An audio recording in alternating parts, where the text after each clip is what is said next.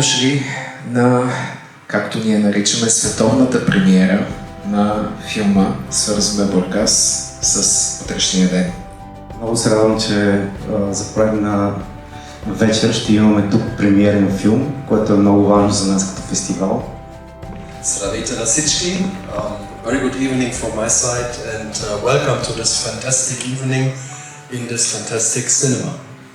So tonight we will start with you on a journey that actually started not last year, it started many years ago when we acknowledged that at a certain time, lifetime of an airport, infrastructure needs to be modernized. Летище Бургас е събитие. Летище Бургас е събитието, което ни събира тук тази вечер. Защото всички ние обичаме да мечтаем.